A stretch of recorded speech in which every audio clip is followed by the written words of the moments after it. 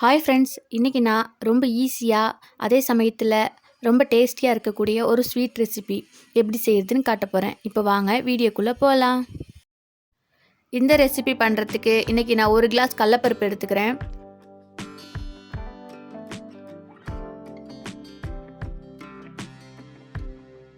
கடலப்பருப்பை நல்லா அலசிட்டு கடலப்பருப்பு மூழ்கிற அளவுக்கு தண்ணி ஊற்றிக்கணும்.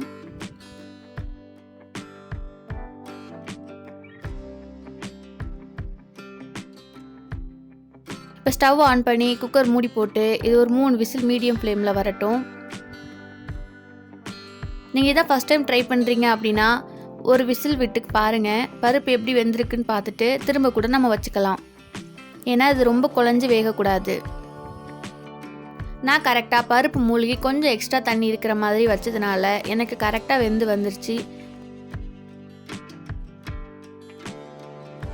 இப்போ இந்த பதம் நமக்கு ரெசிபி செய்ய கரெக்டாக இருக்கும்.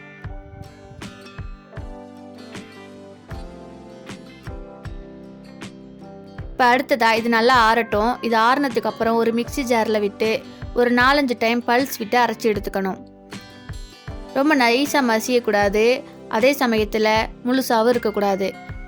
நம்ம பருப்பு வடைக்கு அரைப்போம் பார்த்திங்களா, கொரப்பா அந்த மாதிரி அரைச்சி எடுத்துக்கணும், தண்ணி விடக்கூடாது. இப்போ இதை நான் அரைச்சி எடுத்துட்டேன்.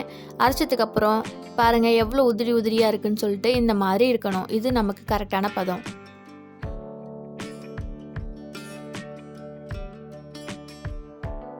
வாசனைக்காக 2 ஏலக்காய் தூளை பொடி பண்ணி இது கூட சேர்த்துருக்கேன். இப்போ இது கூடவே நம்ம எந்த கப்பில் பருப்பு எடுத்தோமோ அதே அளவுக்கு சர்க்கரையும் ஆட் பண்ணிக்கலாம். உங்களோட ஸ்வீட்னஸ்க்கு ஏற்ற மாதிரி இதை கூட குறைய அட்ஜஸ்ட் பண்ணிக்கலாம். இன்றைக்கி நான் 3/4 கப் சர்க்கரை சேர்த்துக்கிறேன். லைட்டாக உப்பு ஸ்வீட்டை என்ஹான்ஸ் பண்ணி கொடுக்க. ஏலக்காய் தூள் ரெடி பண்ணுற டிப் எல்லாருக்குமே மோஸ்ட்லி தெரிஞ்சது தான். இருந்தாலும் நான் புதுசாக சமைக்கிறவங்களுக்காக சொல்கிறேன். உங்களுக்கு குறைவான அமௌண்ட்டில் நீங்கள் ஏலக்காய் தூள் ரெடி பண்ணுறப்ப நம்ம மிக்சியில் சரியாக அரைப்படாது. அதுக்கு என்ன பண்ணலாம் அப்படின்னா, மிக்சி ஜாரில் ஏலக்காயோடு சேர்த்து ஒரு 4-5 ஸ்பூன் சர்க்கரையும் சேர்த்து நல்லா அரைச்சோம் அப்படின்னா சர்க்கரையோடு சேர்ந்து ஏலக்காய் நல்ல பொடியாயிடும். இதை நம்ம ஸ்வீட் செய்ய யூஸ் பண்ணிக்கலாம். இப்போ வாங்க ரெசிபிக்குள்ளே போகலாம். இப்போ இது 3த்தையும் ஒன்றா நல்லா கலந்துட்டு இந்த மாதிரி உருண்டையாக உருட்டி எடுத்துக்கலாம். உங்களுக்கு எந்த சைஸ் வேணுமோ அந்த சைஸில் நீங்கள் எடுத்துக்கலாம். இப்போ நமக்கு உருண்டைகள் தயாராகிடுச்சு. இந்த உருண்டைகளை நம்ம பொரிக்காமல் அப்படியே கூட சாப்பிட்லாம். ரொம்பவே டேஸ்ட்டாக இருக்கும், குழந்தைங்களாம் விரும்பி சாப்பிடுவாங்க. இப்போ இது பொரிக்கிறதுக்காக இன்றைக்கி கொஞ்சம் மைதா மாவு,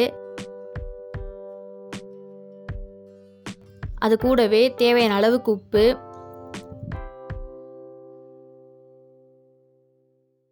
ரெண்டுத்தையும் ஒன்றா மிக்ஸ் பண்ணிவிட்டு கொஞ்சம் தண்ணி ஊற்றி இதை நம்ம தோசை மாவோட கொஞ்சம் கெட்டியாக அந்த பதத்துக்கு கரைச்சி எடுத்துக்கணும்.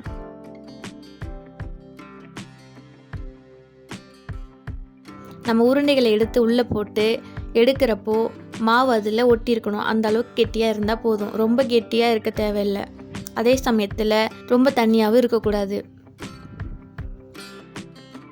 இப்போ நான் வீடியோவில் காட்டுறேன் பார்த்தீங்களா, அந்த மாதிரி கரைச்சி எடுத்துக்கணும். அடுத்ததாக இப்போ வாங்க பொரிச்சு எடுத்துடலாம். அதுக்கு ஸ்டவ் ஆன் பண்ணி ஒரு வானலில் தேவையான அளவுக்கு எண்ணெய் ஊற்றிக்கலாம். எண்ணெய் சூடானதுக்கப்புறம் ஒவ்வொரு உருண்டைகளாக எடுத்து மாவில் இந்த மாதிரி நனைச்சி மெதுவாக எடுத்து எண்ணெயில் போட்டுக்கலாம்.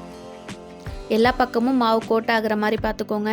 மாவு சரியாக ஒட்டாமல் இருந்துச்சு அப்படின்னா உருண்டைகள் எண்ணெயில் கரைஞ்சி வந்துடும். ஆல்ரெடி நம்ம கடலைப்பருப்பை வேக வச்சு தான் உருண்டை பிடிச்சிருக்கோம். அதனால் இது ரொம்ப நேரம் எண்ணெயில் பொரியணும்னு அவசியம் இல்லை. மேலே இருக்கிற மைதா மாவு வெந்தால் போதும். சப்போஸ் நீங்கள் போடுறப்ப லேயர் ஒழுங்காக ஃபார்ம் ஆகாமல் உருண்டைகள் வெளியில் தெரிகிற மாதிரி இருந்துச்சுன்னா ஒரு சில டைம் இந்த மாதிரி லைட்டாக நுர வர மாதிரி இருக்கும். அதுக்காக நீங்கள் பயப்பட வேண்டாம், அது ஆட்டோமேட்டிக்காக குறைஞ்சிரும். இப்போ 1 நிமிஷம் போல் ஆயிடுச்சு, நல்லா வெந்து வந்துருச்சு.